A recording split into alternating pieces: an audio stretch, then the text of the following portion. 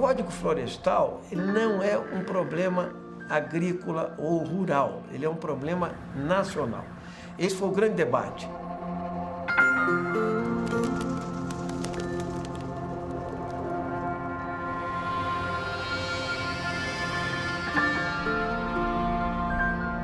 Ele envolve o modelo econômico exportador brasileiro, entende? Ele envolve a maior riqueza que o Brasil tem, que é a sua biodiversidade, envolve política agrária, ou seja, concentração de terra, e política agrícola.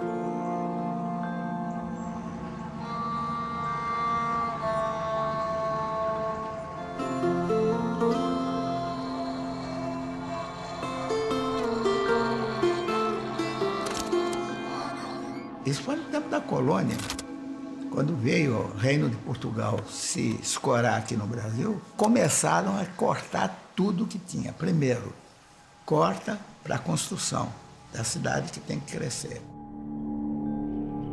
As chuvas eram captadas na floresta, elas escoavam de uma forma límpida.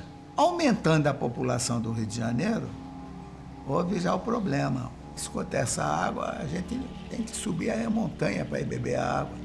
Alguns chacareiros começaram a subir a montanha, fazer chácaras, sítios, etc. E então inaugurou-se o Rei Café. Com o desmatamento, a água que caía já não fluía mais líquida, ela fluía com terra, com lama. Começou a desgastar os morros. E com isso a água ficou sendo prejudicada. Teve-se que procurar água em outros lugares, já não dava mais para procurar. No tempo de Pedro II, foi determinado que as chácaras fossem desapropriadas e fossem reflorestadas. Então começou-se a plantar árvores. Aí então começou-se a proteger e a água então começou a voltar. O que acontece, sobretudo nas grandes cidades? Esse material, quando chega no curso d'água e ele torna a água, então, barrenta, e o município tem que captar essa água porque não tem outra água para abastecer a população do município, ele tem que tratar. E para tratar essa água, ele tem que botar uma série de aditivos. Então, além de ter que gastar mais recursos com isso, a água também vai sendo modificada em termos da sua qualidade para abastecimento público. Então, é um processo extremamente danoso, né? Já está faltando água. Ribeirão Preto, por exemplo, pega água, sabe como? Do aquífero Guarani. O sistema Cantareira está com o menor nível da sua história, 5,6%. Uma diminuição ainda maior, 12,2% para agora, já o último dado, 12%. O reservatório tem registrado recordes negativos. 11,7%. Você fala que o cenário não está bom. Não é que não está bom, está péssimo, né? A gente está entrando aí no período seco já. Segundo o órgão, a utilização não apropriada do chamado volume morto pode causar doenças e danos ambientais. O ser humano tem a incrível capacidade de achar que os recursos naturais nunca vão acabar. Acabam. Tem alguns lugares onde já acabaram, né? Essa fazenda foi uma das mais promissoras dessa região, mais farta. Nós, às vezes, jogávamos mantimento velho fora para poder guardar o novo, porque não tinha onde guardar.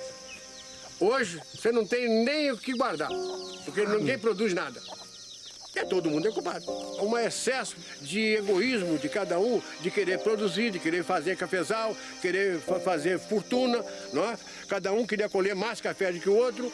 Então houve um desmatamento generalizado, sem nenhum controle. Aqui nesse morro mesmo que nós estamos vendo aqui em frente era cafezal de baixo no alto. Se nós estamos dilapidando um patrimônio que acumulou-se ao longo de muitos milhares de anos, que não vai estar disponível dentro de muito pouco tempo. O Código Florestal de 65 foi feito por pessoas que estavam, na sua época, preocupados com o futuro da agricultura brasileira, na medida em que via que nós tínhamos uma forma de uso da terra, que era um desmatamento contínuo, que não preservava as condições mínimas para ter vitalidade da agricultura nas regiões onde a gente já usava. Já na República, que foi criado o Ministério da Agricultura. O Serviço Florestal não existia praticamente dentro do Ministério da Agricultura. A pecuária era muito mais importante, a agricultura muito mais importante. Eu dei essa ideia de se fazer uma campanha. de educação florestal.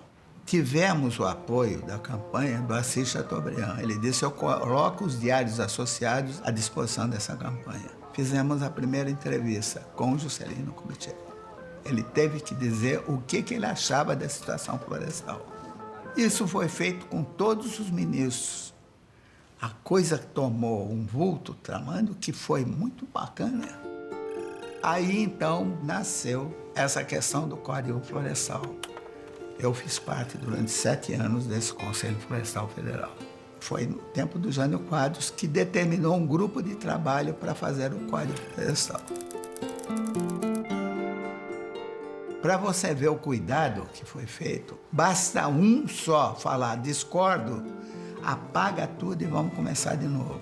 O nosso foco era fazer um código técnico que trouxesse benefício para todos, indústria, comércio, pequeno agricultor, grande agricultor, seja lá o que for. É necessário. Foi aprovado em 65. Aí o pessoal,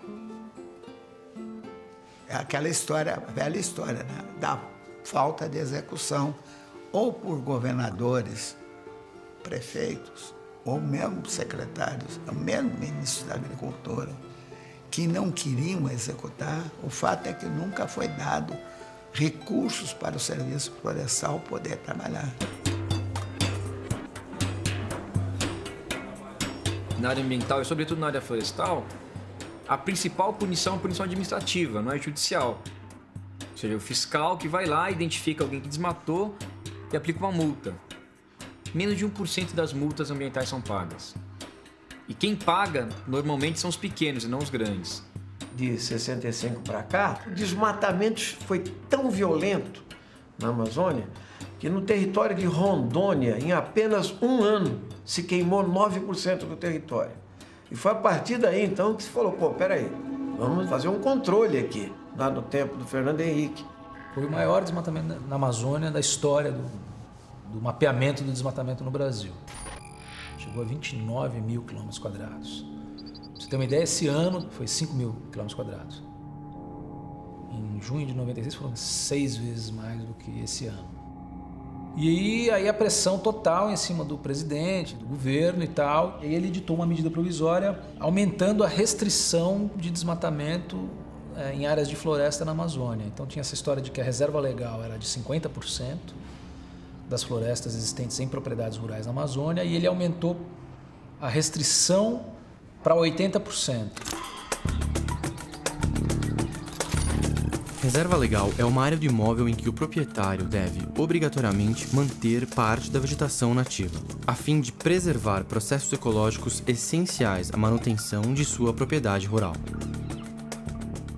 A lógica da reserva legal é manter um mínimo de vegetação nativa por estado, por região, por bacia hidrográfica, né, em função dos serviços ambientais que essa floresta presta para a sociedade, enfim, para a saúde ambiental, para a qualidade ambiental local.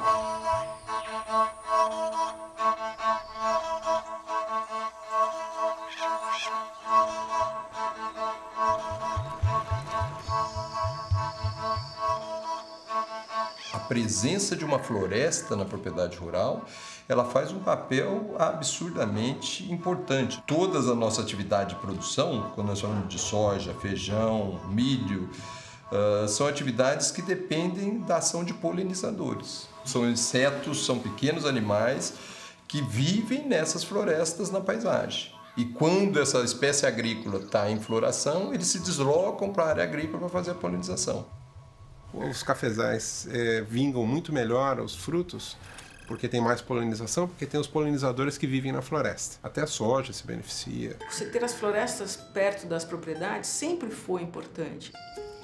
Tendo outros insetos, animais que conseguem combater aquelas pragas, dão conta de você resolver o seu problema sem que necessariamente você precise usar alguns fertilizantes químicos, né?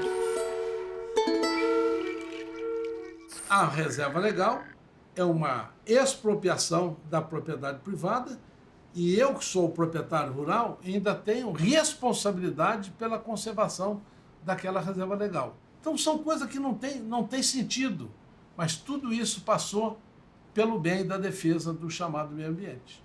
É como se você que mora na cidade, você compra um apartamento de 100 metros quadrados e a prefeitura diz para você só pode usar 20 metros quadrados, o restante você tem que deixar para as baratas, para os lagartos, para os bichinhos que tem dentro de casa. Floresta é o maior aliado da agricultura.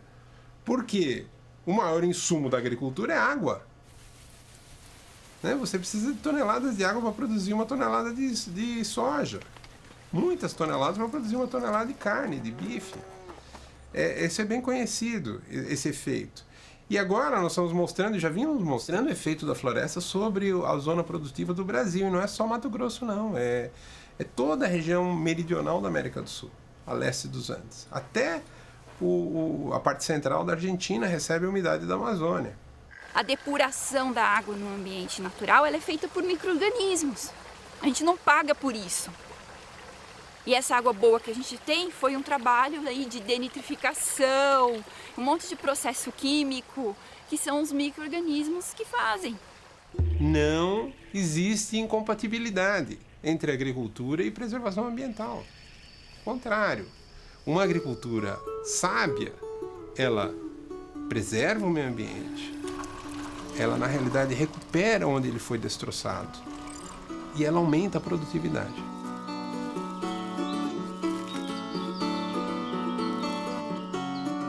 Essa mata que está encostada na minha terra, ou da minha casa, eu quero deixar para meus netos, alguns parentes, e meus netos conhecer Mata Verde.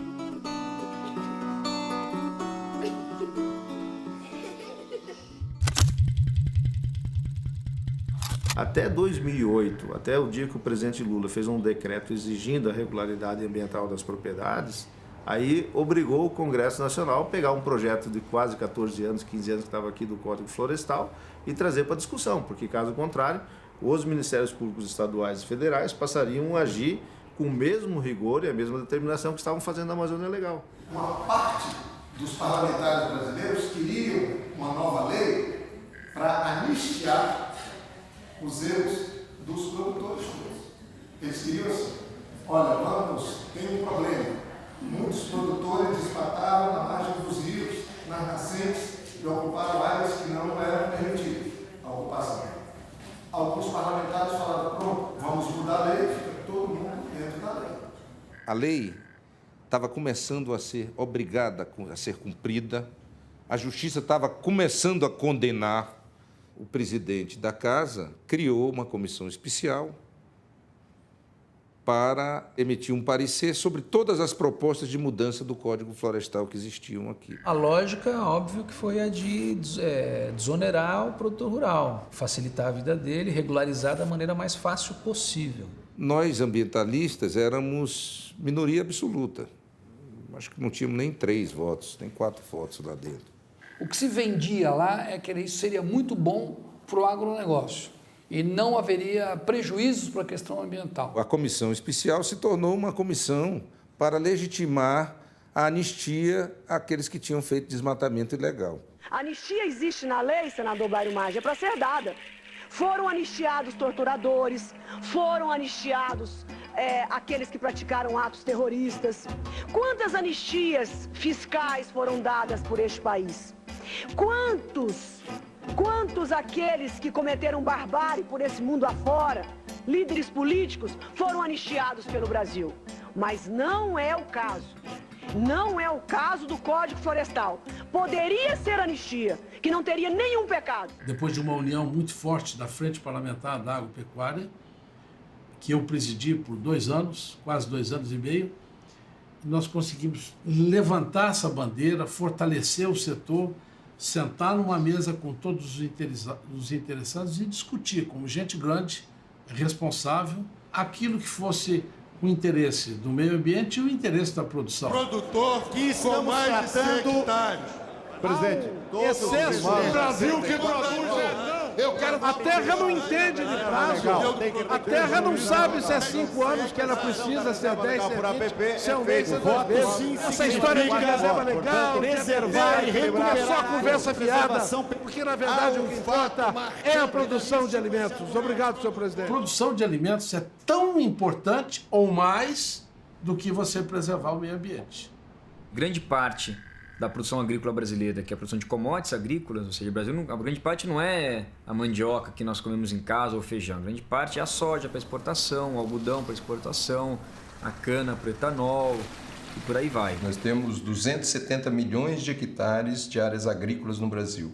E aí, quando a gente vem para esses 270 milhões, o que é isso que a gente usa hoje? A gente leva um susto, porque desses 270 milhões, eu só estou falando de 60 milhões de hectares que é usado para a produção de alimentos propriamente dita. O restante 210 milhões é pecuária. Se eu consigo passar de uma cabeça por hectare por ano para 1,5 cabeça por hectare por ano, apenas aplicando um pouquinho de tecnologia, que é muito barata, com manejo adequado do gado, com manejo adequado das pastagens, com orientação técnica para isso, eu consigo liberar quase 80 milhões de hectares da pecuária para a produção de alimentos. Esses 80 milhões atenderia o Brasil, em termos de necessidade de produção de alimentos, até 2080.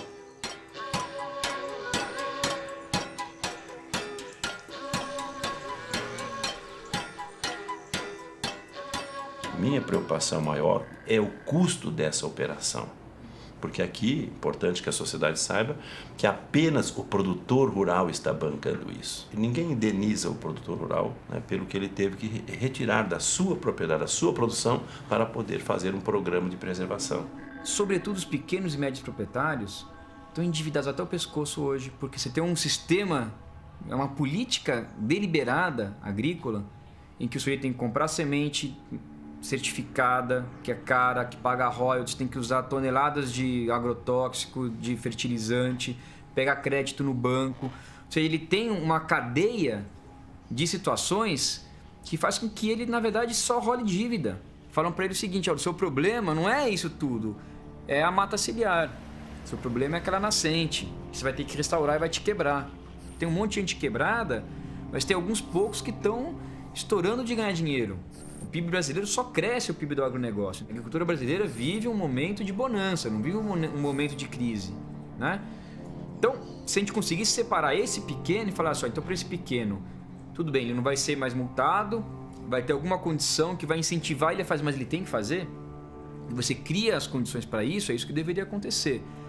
E não a solução mais fácil, que foi empurrar o problema para baixo do tapete. Que, então já que não consegue, não faz. Como se isso fosse uma solução. Mas aí se descontou justamente no elo mais fraco da cadeia, que é o elo da restauração florestal, que é o elo do equilíbrio ecológico. A lei não foi discutir, mas em vez de eu não restaurar uma nascente, por que você não acaba com o royalty da Monsanto? Por que a gente não barateia o crédito? Por que a gente não usa menos agrotóxico, que é quase obrigatório, o sujeito que pega dinheiro no banco, se ele não tiver uma receita de agrotóxico, ele não pega o crédito. Até hoje no Brasil é assim. E o Brasil e o mundo não podem prescindir hoje dos defensivos, né? Nós precisamos disso para poder alimentar essa população faminta que tem hoje no mundo inteiro. Para a grande maioria dos ruralistas que votaram nisso, e aqui nós temos um conjunto de ruralistas, dos quais 14 já estavam pesadamente multados pelo IBAMA e claramente fazendo isso em causa própria. Então, além de se livrar das multas e da obrigação de recomposição das áreas de proteção permanente de reserva legal, eles promoveram uma operação de valorização das suas próprias terras. Aprovado, a matéria vai à sanção. Praticamente o Código Florestal, na essência da conservação, da produção, etc., é uma cópia do que foi feito no Mato Grosso, no MT Legal. Com algumas coisas a mais de que nós não poderíamos fazer na época, porque a legislação federal impedia de a gente avançar.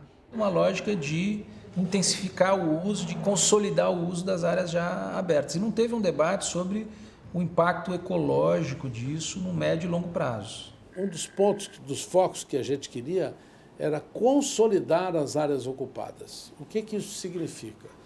O Brasil é desse tamanho. Isto aqui está na produção, já está antropizado, já está derrubado, já está consolidado, já está ocupado. Então, este pacto, vamos dizer, esse pacto social era o seguinte: bem, daqui para frente nós vamos ter uma regra nova. Daqui para frente, mas isso aqui que está na produção, que continue na produção. Antes, todos os imóveis deveriam manter entre 20% e 80% de vegetação nativa, a título de reserva legal. Se estivessem desmatadas, deveriam ser recuperadas integralmente e com a mesma vegetação original. Agora, todos os imóveis com menos de 4 módulos fiscais, que correspondem a mais de 90% do total de imóveis no país, estão dispensados de sua recuperação. Pequenas propriedades, ou seja, propriedades até 4 módulos fiscais. A reserva legal é o que tinha de floresta em julho de 2008. Então você tem que voltar para trás, olhar no mapa de desmatamento da época e a reserva legal era o que tinha de floresta em julho de 2008. Então se desmatou tudo, é 0. Se manteve tudo, era o percentual que valia na época. Aquele cara que cumpriu a lei, por exemplo, que fez a reserva legal, que tinha a APP feita, o vizinho dele que não tem nada disso vai ser anistiado e vai ganhar o mesmo benefício. Esse talvez seja o maior problema. Aquele que fez certo, cumpriu a lei, fez tudo, vai receber um diploma de trouxa. Quem degradou, quem causou danos ambientais até 22 de julho de 2008, não precisa recompor. Então você criou um direito adquirido contra o meio ambiente. E esse é um motivo de inconstitucionalidade. Então você vai ter muitas regiões do Brasil que não vai ter reserva legal, simplesmente, porque ninguém vai ter que restaurar. Então são áreas que vão se consolidar sem reserva legal. Além de você não recuperar milhões de hectares de terra que estão degradados, você dá um péssimo exemplo. Então, pedagogicamente, ela é uma medida desastrosa, entende? Porque você vem criando uma consciência ecológica e ambiental na sociedade e você, de repente, você caminha na contramão.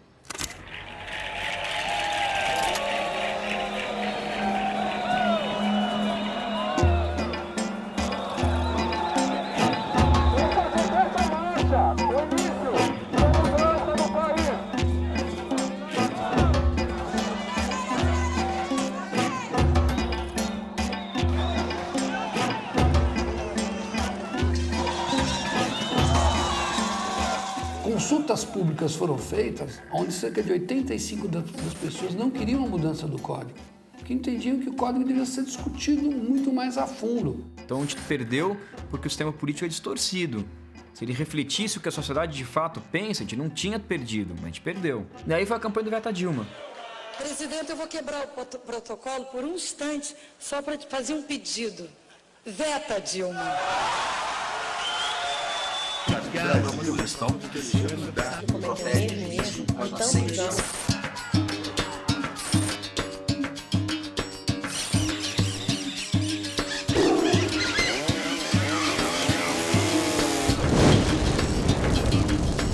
Vamos pensar no futuro dos nossos filhos. Não vamos permitir que o interesse de poucos prejudique o futuro de todos.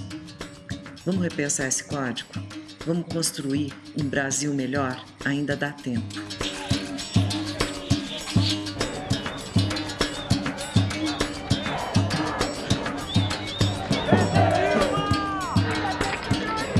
Eu não sou a favor da consolidação dos desmatamentos. Quero dizer a vocês que eu tenho compromisso com o Brasil.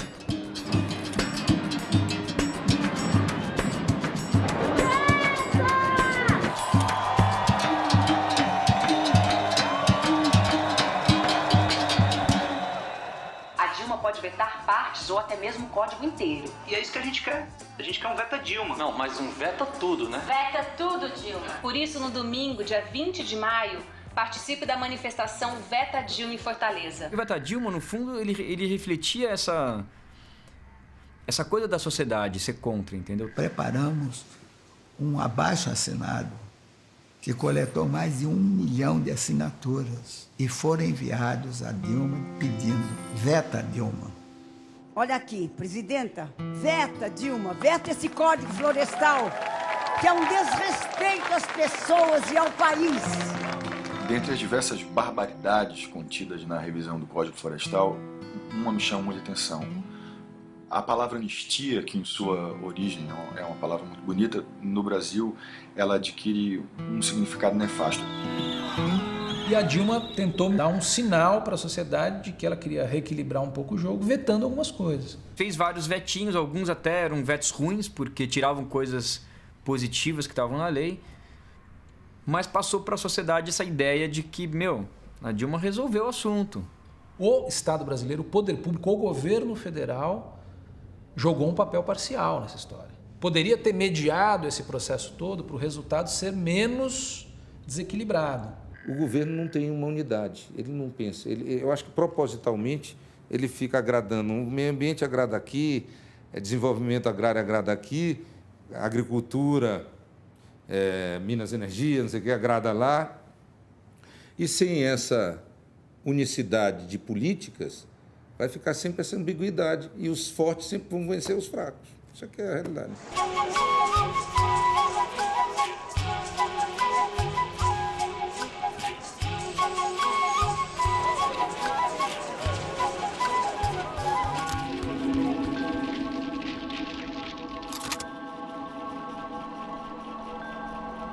Isso já está gerando efeito hoje. O desmatamento na Amazônia e no Cerrado brasileiro, no ano de 2013, explodiu.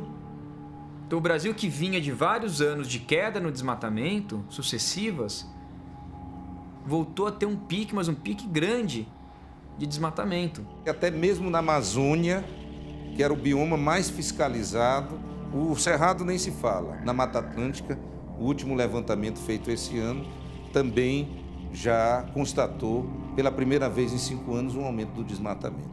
Eu não acredito, na prática, estou falando pelo meu estado, não acredito, não houve isso. Falou-se muito isso na época. Era um dos argumentos que se usava para derrubar a proposta do código. Era, não, isso aqui está anunciando, vão derrubar tudo e tal. É só o anúncio que ia modificar o código, o pessoal já começou o desmatamento de uma maneira horrível, né? E sem precedentes no Brasil. Hoje, pelos satélites, nós sabemos aonde é que é, mas não temos a informação da base ainda por que aquilo aconteceu. Por quê? Porque se passou uma mensagem à sociedade brasileira de que desmatar vale a pena, de que não cumprir a lei vale a pena. Porque depois vai no Congresso Nacional, parlamentares ligados ao agronegócio conseguem fazer um bom lobby e vão mudar a lei. Então, infelizmente, embora não seja necessário, o Brasil continua desmatando floresta, continua desmatando cerrado em áreas grandes, maiores do que qualquer outro país do mundo, mesmo a gente tendo área apta à produção em áreas já desmatadas.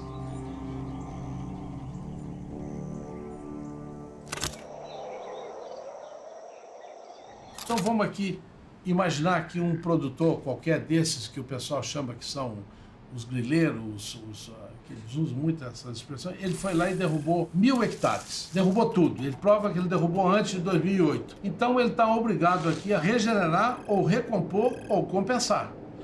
Uma dessas três. Regenerar.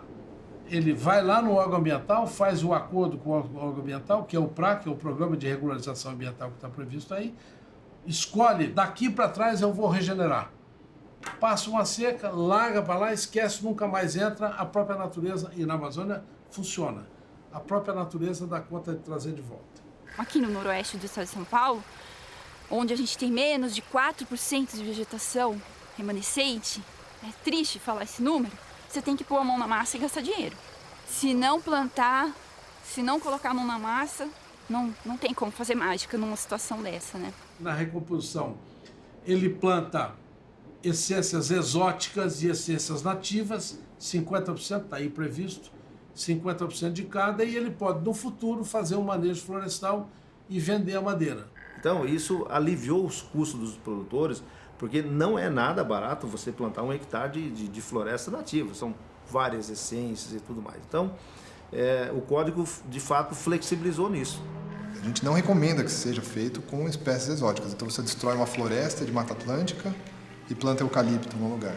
Isso não vai garantir a manutenção daquele ecossistema, dos animais ou dos anfíbios que viviam lá.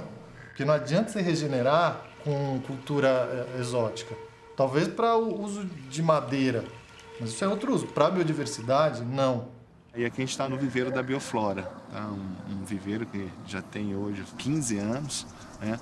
Onde a gente vinha produzindo anualmente aí em torno de 4 milhões de mudas. Tá? Isso acabou baixando um pouco essa quantidade em função da discussão, né, do novo código. Durante esse debate, parece que os proprietários resolveram parar de plantar e estão esperando ver o que acontece daqui para frente. Essas espécies têm que ser nativas, primeiro, porque elas já estão adaptadas regionalmente. Tá? Então, as espécies que estão ali vão fornecer alimentos em formato de frutos ou néctar para os insetos. Isso tudo forma uma cadeia ecológica dentro da floresta. E isso tudo vai fazer com que essa floresta funcione, que ela se autossustente ao longo do tempo. Digamos que ele tenha que recuperar 100 hectares de floresta, que ele vai plantar pinos e eucalipto em 50 e nos outros 50 ele planta floresta nativa, ou 50% das espécies, né, ou tem que ser um mix de exóticas com nativas em toda a área. Isso tudo tem que regulamentar, não está claro. E ele pode, a parte que ele não quis recompor, ele pode compensar uma outra propriedade, desde que seja no mesmo bioma. Então, se a fazenda está localizada em Rondônia, ele pode, desde o Amapá, uma parte do Maranhão, do Mato Grosso, aqui, ele pode comprar uma outra propriedade intacta, com a floresta intacta, averbar no registro de imóveis, ele cumpriu com a parte dele. Quando você permite compensar num outro estado, com um critério genérico, você quebrou esse princípio, né? Essa função de que o Código Florestal, por propriedade, ele estabelece um mínimo, né, de qualidade ambiental por região. Então você tem pequenas áreas dentro da sua propriedade, você diz, não, eu vou trocar isso aqui por uma área completa no Pará e vou tirar esses pequenos biomas que estão dentro da minha propriedade. Só que tem um detalhe, esses pequenos biomas muitas vezes seguram a questão da água, a questão dos animais, que não foi sequer levada em consideração no Código Florestal. Esse é um item dos mais importantes. A impressão que se deu na discussão do Código Florestal é que animal nasce em concreto, não nasce em floresta. Porque os animais silvestres, eles obviamente perderam drasticamente. Porque a hora que você coloca fogo na floresta, você não tem controle de absolutamente nada. Os animais que ali estiverem serão exterminados. Ou seja, se cometeu um holocausto contra a questão dos nossos animais. Imagina se pegar fogo na Mona Lisa, não ia estar na capa de todos os jornais. Cara, a gente está perdendo espécie todo dia. Todo dia. Tem outras que estão caminhando para a extinção e ninguém está falando. Então Isso é um problema gravíssimo, porque perder espécies, você não consegue refazer espécies, né? Algo que demorou milhares de anos para evoluir, você não consegue refazer. E toda espécie tem o seu papel fundamental na comunidade. Se a gente tem um país com 156 espécies de aves globalmente ameaçadas de extinção, esse é um indicador que mostra que as coisas não vão bem em relação ao meio ambiente no nosso país. Não adianta medir PIB e outros indicadores econômicos e mesmo os indicadores sociais. Mas em termos de indicador ambiental, 156 espécies de aves ameaçadas é um número muito preocupante. Ou seja, a situação do Brasil em termos de meio ambiente não está boa.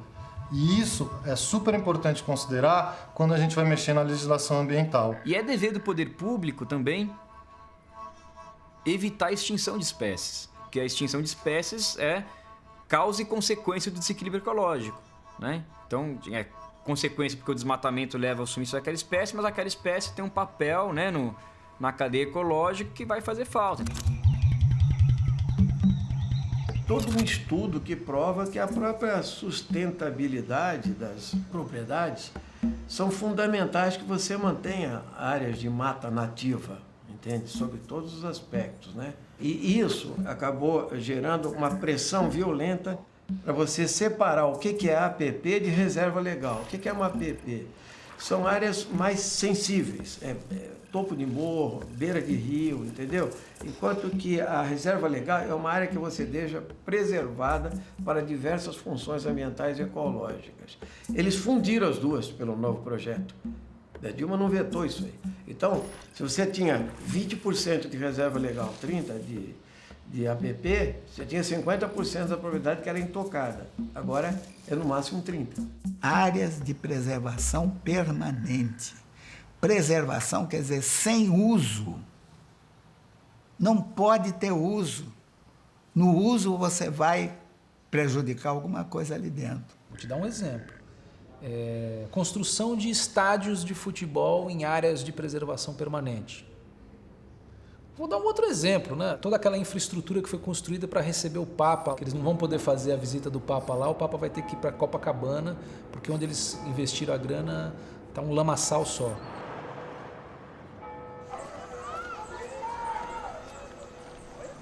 Aquilo ali ficou completamente alagado, impossibilitado de uso, ou seja, obviamente não podia ter sido construído ali. E eles aterraram mangue no Rio de Janeiro para fazer um evento de interesse social, cultural, religioso, artístico, e a legislação, na nova legislação, permite. Nós temos uma população de mais de 1 milhão de pessoas ao longo do litoral que dependem realmente, para a sua sobrevivência, dos recursos que eles obtêm diariamente dos manguezais. Pega um caranguejo, pega um maratu, pega um siri, pega um peixe, aí tudo ajuda para casa, né? Para o consumo de casa. Aí não pega para vender, mas pega para comer. Cerca de 70% das espécies de peixe de valor comercial da costa brasileira dependem em alguma parte da vida dos manguezais. Então nós temos uma dependência muito grande dessa cadeia alimentar que começa nos estuários, nas águas costeiras e vem produzir o peixe que nós consumimos, e 70% é uma quantidade respeitável.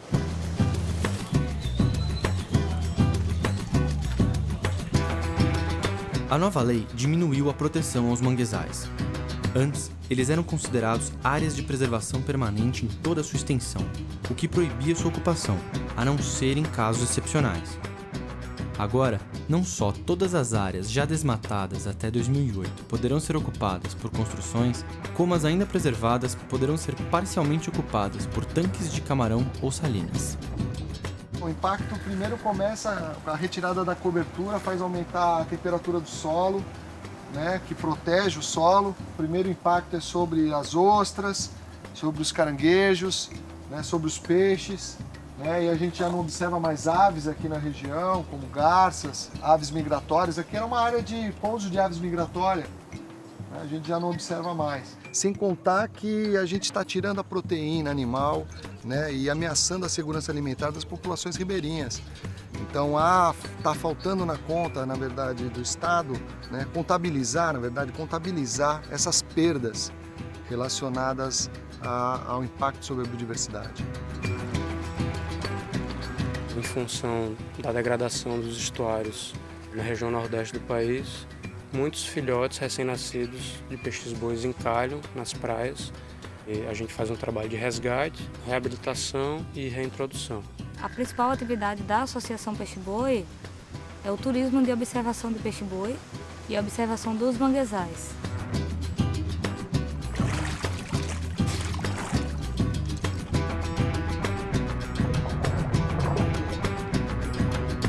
Se não houvesse o manguezal, tudo isso que a gente tem aqui hoje, não teríamos como oferecer renda para 50 famílias hoje que trabalham na associação.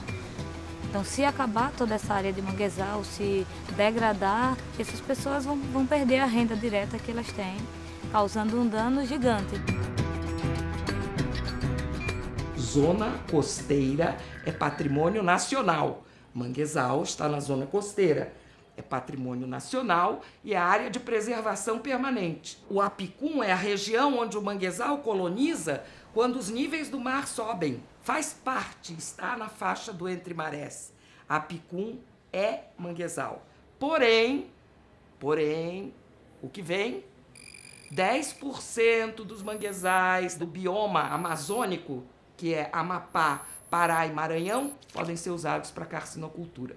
E 35% das demais áreas de manguezal podem ser usadas para carcinocultura.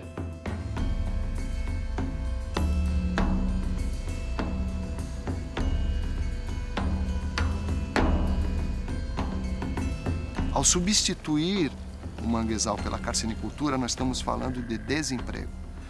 Geramos um emprego para a carcinicultura e deixamos no mínimo 4 pessoas sem emprego. Então quem pescava ali, quem tirava caranguejo dali, quem tinha outros usos econômicos não vai poder utilizar ali. como prejudica o restante do manguezal também. Porque joga uma série de produtos químicos, de antibiótico, de fertilizante e tudo mais que polui o resto do manguezal e você altera fortemente a dinâmica ecológica ali, prejudicando todo o uso do manguezal no entorno daquelas áreas. Essa espécie que se produz aqui, ela é exótica para a região. Ela não é uma espécie nativa, é uma espécie altamente voraz, que compete com a espécie nativa e que a gente ainda desconhece o verdadeiro impacto se ela vir a colonizar aqui nosso litoral. Cultivo de camarão marinho não precisa ser feito no manguezal. Ele pode ser criado na área do interior do Nordeste, em água salobra. Funciona muito bem. É no manguezal é que nós temos prejuízos ambientais tremendos.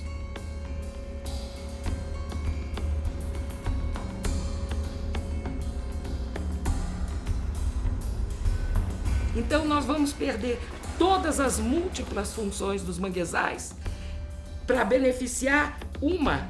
É uma forma de privatização de recursos, na verdade, para ricos em detrimento dos pobres que utilizavam aquela área. Nós vamos privatizar os lucros e estamos socializando o prejuízo? Para mim isso é tão claro, é a reforma agrária às avessas.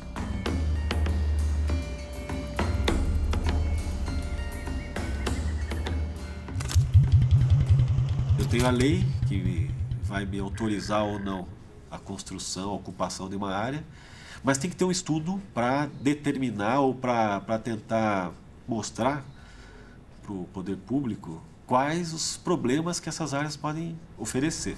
Só na cidade de São Paulo, por exemplo, 407 áreas de risco mapeadas em 2010 agora pelo IPT, né? Então é muita gente morando em áreas que podem dar algum tipo de problema.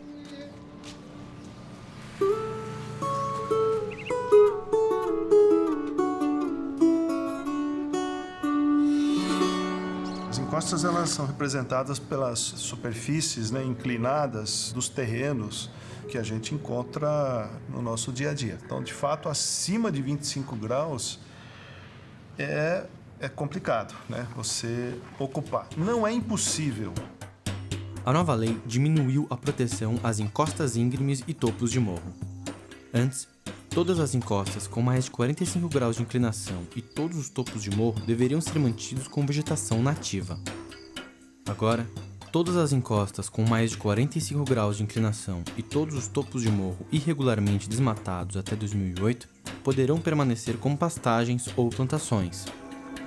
Se você intervém numa encosta, modificando o padrão de circulação das águas superficiais, modificando as condições ali do solo, removendo a vegetação, aquilo você está criando uma situação de instabilidade. Às vezes uma área dessa é uma oportunidade de moradia.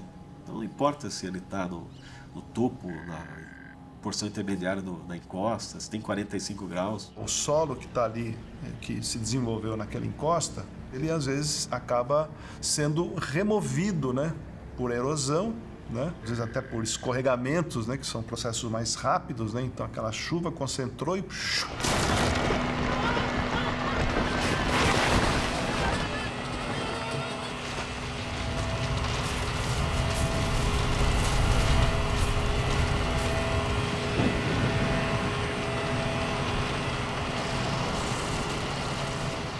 Uma das causas das tragédias na região serrana, nas enchentes de 2011, foi justamente o desmatamento de encostas e também o desmatamento de áreas de proteção permanente de vegetação ciliar à margem de rios. Milhares de pessoas morreram, inclusive, em cima da não previsibilidade e da incúria governamental. Foi permitir pousada na beira do rio e foi permitir o desmatamento até para moradia em áreas de alto declive. Isso facilitou que o rio transbordasse, saísse, fosse para outro lugar, devastando tudo que encontrava pela frente. E com a perspectiva das mudanças climáticas, essas precipitações extremas vão se tornar cada vez mais frequentes. Quando a gente viu, aqui estava tudo arrebentado, as estradas acabadas, e que ele virou um rio, acabou tudo, levando tudo que tinha. É É um absurdo você exigir de um produtor rural lá do Rio Grande do Sul, que está produzindo uva numa encosta daquela há 100 anos, nunca aconteceu nada, você exigir agora que ele saia de lá para recompor o morro. Tem uma pesquisa importante do WWF que foi no café de Minas, foi na maçã de Santa Catarina, na uva do Rio Grande do Sul, para ver quanto % dessas produções estavam de fato nas áreas protegidas pela lei. Nesses municípios, por exemplo, que eram utilizados nos discursos bastante intensamente, como Bento Gonçalves, Três Pontas, eram municípios que teriam sua economia totalmente prejudicada. E o que se verificou, de fato, aplicando o Código Florestal, que esses municípios tinham ocupadas em áreas de preservação permanente um território de aproximadamente 1,5% do território, ou seja, uma quantidade ínfima da produção estava de fato irregular. Isso era uma mentira de que implementar a lei ia acabar com a produção de uva, de maçã, de café. Mentira, era mentira. Temos dados concretos para isso, mas ninguém quis ouvir isso. Arroz. Faz mais de 100 anos que nós plantamos nas várzeas no Rio Grande do Sul. E aí nós fomos verificar quanto que tem de plantação de arroz. 1.600.000 hectares. Isso daí é menos de 1% das áreas de brejo no Brasil. Você podia ter regras específicas para esse caso, é uma exceção. Olha, o arroz precisa de várzeas para produzir. As várzeas todas, né, já não são mais, mas eram consideradas áreas de preservação. Você podia criar uma exceção para este caso ou para outro caso e controlar. Mas você pegou esses casos e legalizou a pastagem nas áreas de preservação, pastagem na nascente, pastagem na beira do rio. Legalizou o plantador de cana do interior de São Paulo, que desmatou até a beira do rio e agora não vai ter que recuperar. Você mantendo a vegetação, você protege o teu solo contra erosão, contra infiltração e, portanto, você diminui a possibilidade de ter um escorregamento. Não só pela questão da área de risco ou escorregamento, mas por um problema que está tendo muito grande, que é o assoreamento dos nossos rios. A gente tem um fenômeno cada vez mais frequente nas cidades e nas áreas rurais também, que são as inundações. E elas estão relacionadas com o assoreamento dos rios. Nós já estamos vivendo o problema. E estão na nossa cara.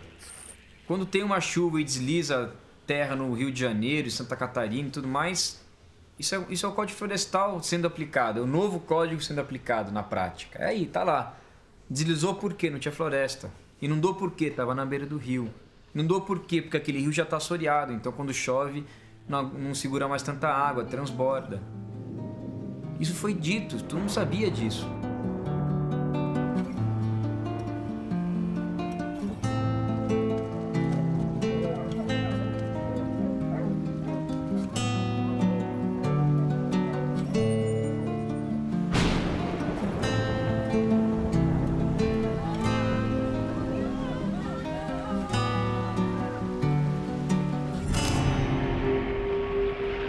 Quando a gente fala em proteger mata ciliar, hoje no Brasil a gente vê que se gasta muito mais dinheiro fazendo desassoreamento de rios, tirando terra de rio, do que com o saneamento. É um desvirtuamento completo da natureza do rio, né? O saneamento é obrigatório, tem a ver direto com o impacto na saúde. O maior benefício que uma comunidade tem, a água é a vida, e nós estamos perdendo isso. E a gente às vezes não percebe isso nas pessoas, porque acostumado, abre a torneira, não olha o que está atrás disso. Os rios estão completamente expostos porque a gente se acomodou àquele gesto. Agora, faltou água, eu xingo a mãe do prefeito, eu xingo todo mundo, mas não vou ver como é que está a situação desse manancial. São Paulo agora passou por esse susto.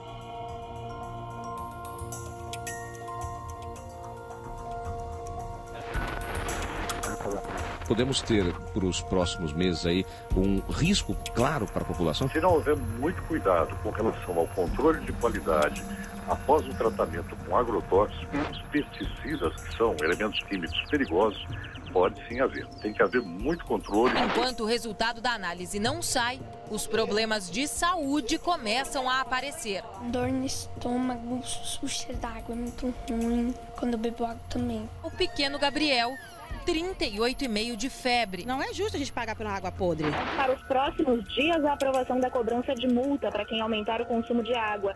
Nós temos um sistema extremamente fragilizado, nós temos no limite uma questão de abastecimento, e se você olhar as margens desses reservatórios, não tem proteção. Mas é a primeira vez que se olha para o reservatório. O sistema Cantareira ele é extremamente importante porque ele abastece cerca de 9 milhões de pessoas, né, na região metropolitana de São Paulo. No levantamento que a gente fez, né, no mapeamento que a gente fez, cerca de 46% das áreas de APP estão ocupadas por outras ocupações que não floresta. Então, a maior parte desses 46% é pasto e outra parte é eucalipto. Com o novo código, o critério da lei muda um pouco para o sistema Cantareira em si e para a gestão desse recurso hídrico no futuro. O novo código não foi muito bem aceito para a gente aqui, não foi uma coisa boa, né? O que a gente percebe também, conversando com os próprios proprietários, é que eles mesmos percebem a necessidade de restaurar essas áreas no entorno dos corpos hídricos, né? Eu plantei umas 1.200 árvores, né, como já falei para vocês antes. Eu tenho muito orgulho de falar, 38 variedades, tá? Às vezes a pessoa fala, eu vou gastar muito. Não fica, é muito barato demais. Você compra uma muda hoje por R$1,50, R$2. Em 4 anos aumentou uns 40% a água.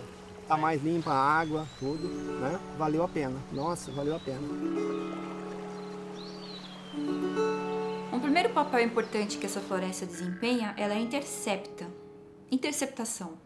Interceptação de água de chuva, interceptação de sedimento, de poluentes. Primeiro fator físico importante. Interceptação de sol, né? A mata ciliar funciona como um cílio mesmo, né? Vai proteger aquele ambiente aquático ali e o entorno dele. A nova lei diminuiu drasticamente a proteção às matas ciliares. A faixa de floresta necessária à proteção dos rios variava de 30 a 500 metros ao largo de cada margem, a depender da largura do rio. Agora, com a possibilidade de manter plantações e pastagens a título de área rural consolidada em áreas já desmatadas até 2008, essa faixa protegida vai variar de meros 5 a 100 metros ao largo de cada margem, a depender do tamanho do imóvel. Em alguns casos, a diminuição foi de 99% da área originalmente protegida. Então essas faixas de proteção estão relacionadas ao tamanho da propriedade. Quanto maior a propriedade ao longo dessas áreas marginais aos rios, maior a área de proteção. As maiores propriedades acabam se estabelecendo em áreas tendencialmente mais planas, que não estão nas cabeceiras dos cursos d'água. Então o que se estabeleceu no final é uma proteção relativamente maior nas áreas mais planas e uma proteção relativamente menor nas áreas de cabeceira, que em tese deveriam ser mais protegidas, vamos dizer assim. Então, no caso, o componente foi social, quer dizer, quanto menor o produtor, mais espaço ele precisa para produzir, logo menor deve ser a área de proteção. Agora, para não dizer que é 0, vamos botar lá um mínimo de 5. Se a conversa roncasse mais um pouquinho, eles podiam pôr 3, né? 2, 7. Aí ficou essa história de 5, 8 e 15. Né? Nem para monitorar isso aí dá, porque 8 metros numa margem de rio, como é que é isso aí? Quem é que vai medir lá com... Entendeu? Quer dizer, com foto de satélite você não pega. Até que surgiram várias brincadeiras, né? De 5 metros você teria que então escolher a árvore que você ia plantar, porque muitas vezes 5 metros, uma árvore ocupa mais do que 5 metros de copa, né? Para você proteger um rio, um riozinho, por menor que seja, com essa largura de área florestada, né, ao redor desses rios, a gente tem visto que isso é muito pouco, né, para conseguir tamponar os efeitos daquilo que está fora dessa faixa. E o que acontece fora dessa faixa sempre é muito caótico, é muito drástico, né? Principalmente em culturas anuais. O solo é revolvido todo ano, às vezes mais de 2 vezes por ano. Esse solo revolvido, ele fica vulnerável a qualquer chuva e ele vai ser carreado para dentro do rio. Então são 2 problemas grandes. Você perde água, qualidade da água, e você perde solo, que é o bem mais precioso da agricultura, é o solo, não é? esses sedimentos atravessam e acabam caindo na água. Você vai ter muita matéria orgânica ali, as plantas proliferam numa taxa tão grande que os animais que ali vivem não conseguem se comer o tanto de planta que está crescendo. Então isso vai gerar uma eutrofização e, por fim, os animais que estavam ali vão acabar morrendo. Verdadeiro trofos alimento.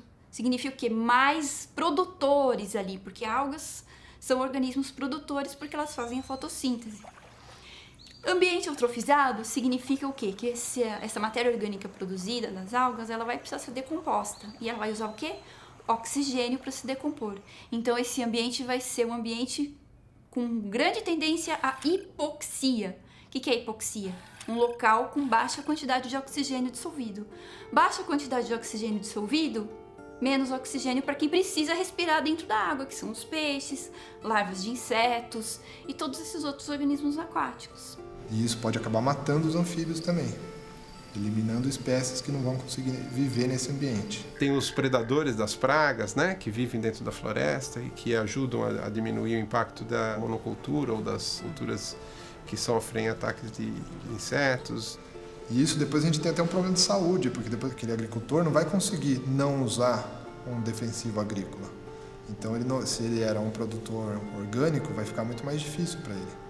Então, ele vai deixar de ser orgânico para vender um produto que tem defensivos. Não existe pesquisa, literatura, se é 5, se é 30, se é 50, se é 500, qual a metragem? Foi arbitrada num determinado momento. Alguém, né, passou, que era de 20 a 100, passou de 30 a 500. Foi um número. Ou seja, formalmente o sujeito vai estar legalizado. Vou ter 5 metros de mata ciliar. A lei está dizendo que eu tenho 5 metros, tenho 5 metros. Estou legalizado. Aquele rio está protegido, aquele rio não está protegido. Aquilo é ecologicamente adequado? Não é ecologicamente adequado, mas está legalizado. A nova lei também diminuiu a proteção às nascentes. Antes, todos os proprietários rurais deveriam proteger no mínimo 50 metros de florestas ao redor das nascentes. Agora, com a possibilidade de manter plantações e pastagens a título de área rural consolidada, a proteção será de apenas 15 metros. A diminuição da área originalmente protegida foi de 70%. Quando a gente fala isso para o agricultor, que aquela nascente dele, ele só vou proteger com 15 metros, ele fala, vocês estão loucos, pode pôr 30 ou 50 metros, porque é a minha nascente, a nascente que condiciona a água na minha propriedade. E é muito real. Hoje, qualquer propriedade rural só tem valor se ela tiver água. Um usuário sensível também são as empresas de energia elétrica, de geração de energia elétrica. À medida que recebem mais sedimentos, há um aporte maior de sedimentos nesses reservatórios, a vida útil econômica deles é diminuída. Isso tem um custo.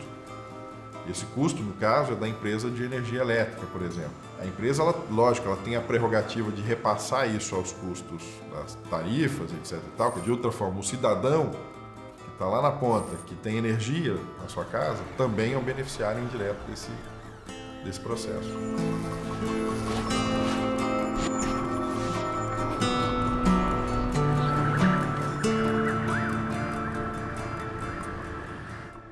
A Itaipu é a maior geradora de energia elétrica do mundo e ela é exatamente a maior geradora porque tem a prodigalidade das águas do Rio Paraná. Se nós não tivéssemos o fluxo intenso e a riqueza de ter um rio perene, nós não teríamos esses recordes que Itaipu bate, gerando 19% de toda a energia que o Brasil consome. É preciso que todos os reservatórios e os rios tenham esta cobertura florestal, isto é, que as suas margens estejam protegidas com reflorestamento ou mantendo a mata, porque isso é uma extraordinária possibilidade de manter a qualidade da água, mas ao mesmo tempo manter a abundância da água. São 104 mil hectares que rodeiam o reservatório de matas reflorestadas, 90% com espécies nativas e mais as reservas e refúgios.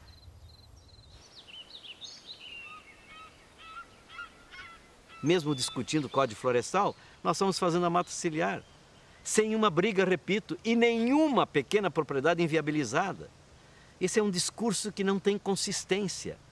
O que você precisa é fazer com grande envolvimento, mas fazer também compreendendo, por exemplo, que nas primeiras 5 microbacias que nós recuperamos, voltaram 55 espécies da flora e fauna. Voltaram as abelhas. E a região hoje é um polo de produção de mel, inclusive mel da abelha jataí, que é uma abelha que não pica, a nossa abelha nativa.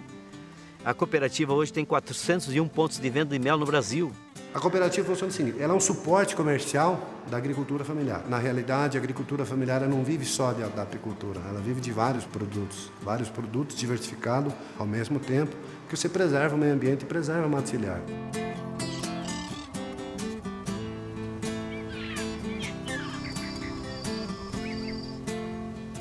Em 2002 que eu comecei com a produção orgânica, né? Daí as meninas eram pequenas e depois aí entraram na faculdade. E daí a gente formou elas com esse um alqueire, que seriam 2,5 hectares, aqui nessa propriedade. E esse é o nosso orgulho. E o meu forte hoje é a uva. Daí vem tomate, banana, folhosas, que vem a parte de verdura, essas coisas assim, né? Que hoje é um dos fortes que eu tenho. Cada canteiro desse eu já tenho cálculo na ponta do lápis. Ele me rende R$250 bruto. E dá mais ou menos líquido R$200 por canteiro. Eu tenho consciência hoje que eu não volto mais pro agrotóxico. Esse é o selo que diz se você é orgânico ou não é. Quem comer orgânico tem que ter esse selo aqui. Aí. Muito bom. O pessoal do Itaipu veio e parte da prefeitura, município ali, né? Daí eles fizeram o projeto ali para ficar os 30 metros, né? Eu peguei, reflorestei os 30 metros, né? Foi cercado. E hoje a gente aproveita, né, a água.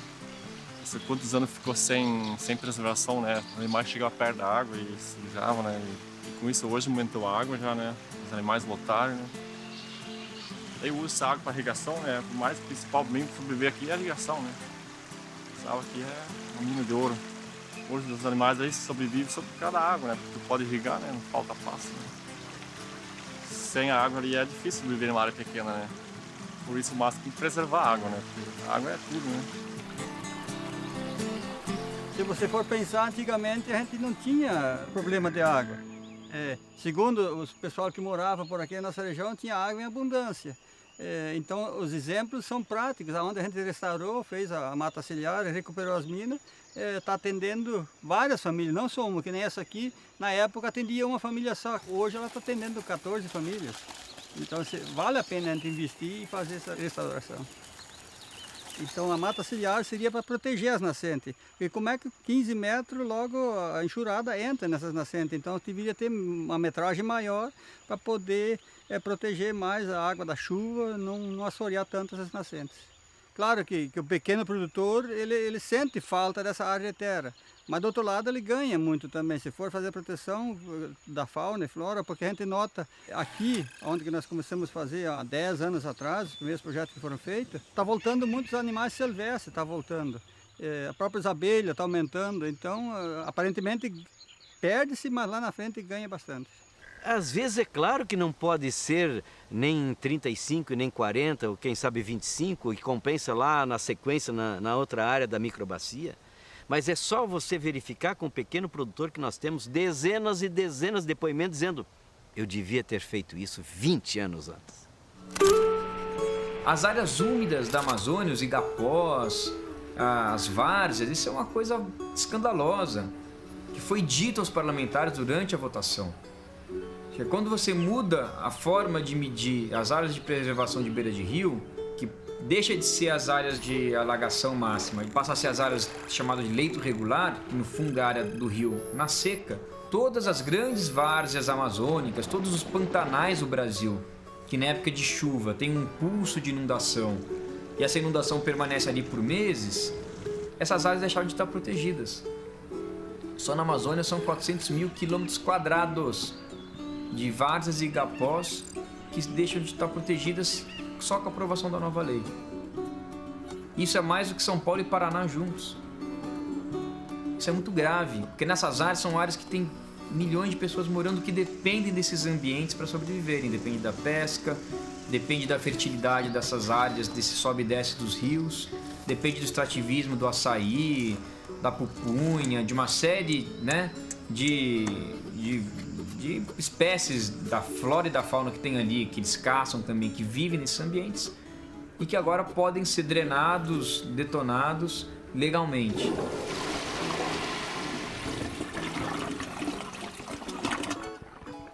Nós estamos falando da água. A água é a mesma coisa que o sangue para a paisagem. Então, a paisagem é como se fosse o seu corpo e a água que perflui a paisagem é como se fosse o sangue. Então, os rios são o sistema venoso que traz de volta aquilo, ou pro oceano, né, no caso. E o que traz para dentro desse corpo digamos, a água fresca?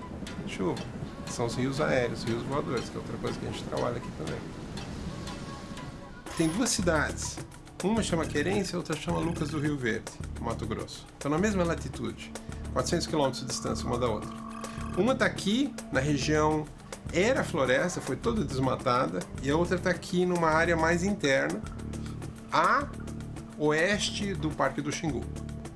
E a gente mostra que os rios voadores que chegam em Querência, eles vêm da região da Bahia, tal, que é a região árida, a região seca. Passam pela região desmatada, que já foi Amazônia, já foi Floresta Verde, e chegam em Querência. E os rios aéreos que abastecem Lucas do Rio Verde fazem um trajeto muito parecido, aí passam por 100 e tantos quilômetros da reserva do Xingu e chegam em Lucas do Rio Verde. Simplesmente esses rios transitarem sobre uma área protegida faz com que Lucas do Rio Verde tenha 2 meses a mais de chuva por ano. E eles têm segunda safra, que Querência não tem. Não tem água suficiente em Querência para a segunda safra.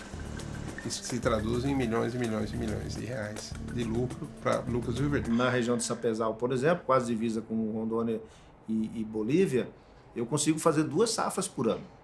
Na região da Querência, ou do Xingu, de toda aquela região do Araguaia, eu consigo fazer 1 safra por ano. Mas essas mudanças não ocorreram agora. A região nordeste do estado do Mato Grosso sempre choveu menos que outras regiões. Se tem influência da floresta ou coisa parecida, eu acho que não. Se o Blairo Maggi souber o que eu sei, agora ele parece que está sabendo, não sei. Ele estaria junto com o Greenpeace na rua, com proteja a floresta, proteja a floresta. Porque é do interesse deles. É unânime. A agricultura só tem a ganhar com a preservação e reconstrução de ecossistemas nativos dentro das suas propriedades. Mexer em biodiversidade significa afetar muitos interesses. Então, ao mesmo tempo que a gente trabalha muito com pouco recurso, né? O que a gente produz, ele é deixado meio assim, de ladinho. Se interessar, a gente usa. Mas se for atrapalhar muito, a gente não usa não. Faz de conta que não existe esse conhecimento.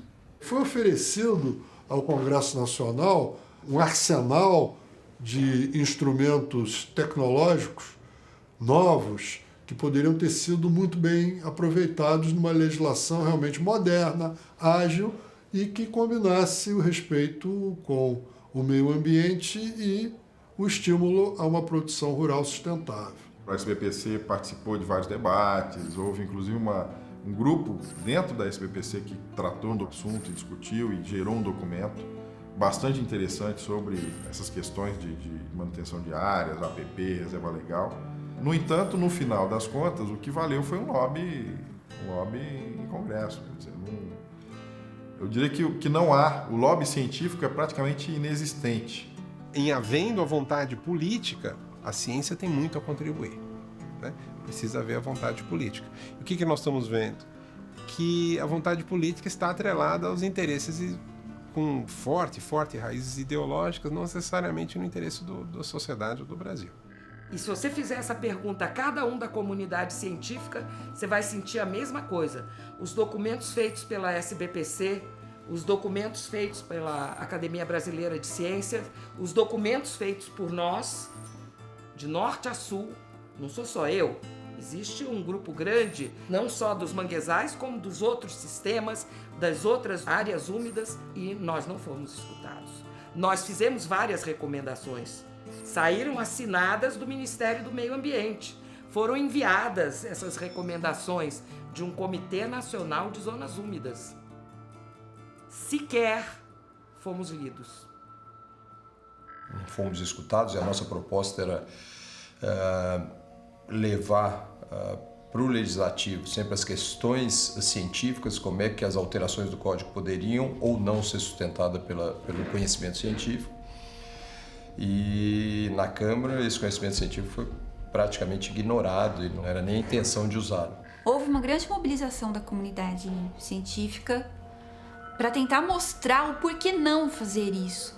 O porquê não diminuir essa área florestada na APP, o porquê não de ter espécies exóticas no meio da reserva legal. Enfim, houve uma mobilização, houve vários eventos, né? Foram feitos vários documentos que chegaram na mão dessas pessoas. Eles não podem alegar total ignorância. Houve uma equipe técnica do governo federal que estudou o porquê disso. Só que as pressões políticas, elas são acima de qualquer Deus, né, e qualquer ciência. Essa que é a verdade. A sociedade está pagando para a gente saber. Enquanto todas as pessoas que pagam impostos estão muito ocupadas com a sua lide diária, estão gerando dinheiro, cuidando dos filhos, etc., nós estamos aqui na frente do computador pensando. Nos permitem isso, porque pagam o nosso salário, certo? Então é uma obrigação ética básica, fundamental, filosófica, de dar o retorno para a sociedade. A maior parte da população brasileira se manifestou contra essa revogação. E mesmo assim, os parlamentares lá, majoritariamente, revogaram o código. É algo que mostra uma distorção do nosso sistema político. Essa inadequação do sistema político brasileiro, que está se expressando hoje nas ruas, né? A população acordou para essa inadequação, essa corrupção maluca, essa distribuição de cargo maluca, ela também se expressou no Código Florestal.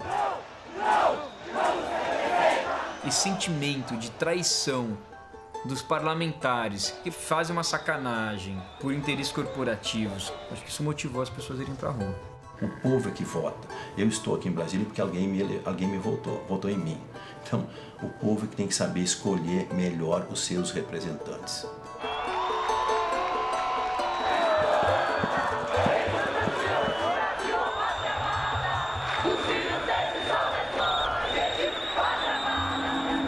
Nós entramos com uma ação direta de inconstitucionalidade contra o Código Florestal, por ter violado o artigo 225 da Constituição. Todos têm direito a um ambiente equilibrado. Por que é um direito de todos? Porque esse ambiente equilibrado é fundamental para a qualidade de vida de todos os brasileiros. Você vê assim que pouco a pouco tudo aquilo que se conquistou com a Constituição vai sendo ameaçado. Como se você tivesse tido um grande momento de cidadania e a partir daí isso começasse a vir sendo atacado, não é? Paulatinamente, através de leis federais, de leis estaduais. A lógica da prevenção, da preservação, da conservação, ela foi violada pela essa anistia, entende, pelas diversas flexibilizações que foram conseguidas pela bancada ruralista lá no Congresso Nacional.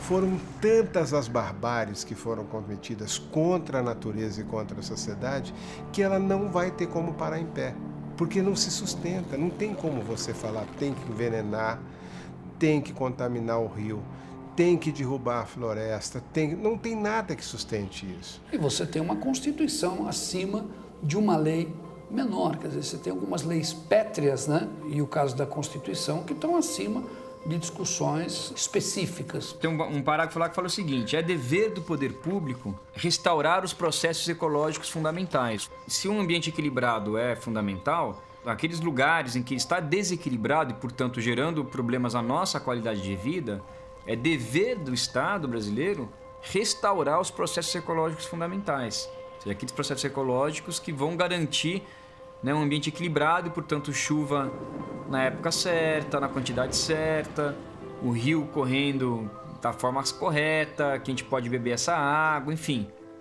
Por dividir em 3 ações diretas de inconstitucionalidade, porque, na verdade, a gente impugnou 53 dispositivos do Código Florestal, e o Código Florestal ele tem 84 artigos, nós impugnamos 53, então era muita coisa. Então nós pegamos e dividimos em 3 temas. A primeira, então, foi reserva legal, a segunda foi aquela questão da consolidação dos danos ambientais ocorridos até 22 de junho de 2008, e a terceira foi as áreas de preservação permanente. Agora, espero que saia da questão política, né, que foi a questão da Câmara e do Senado, então não teve nenhuma inserção científica nessa discussão do Código Florestal na Câmara e do Senado, e também pouca no Executivo, e que agora tenha essa visão mais científica e não política no Supremo Tribunal.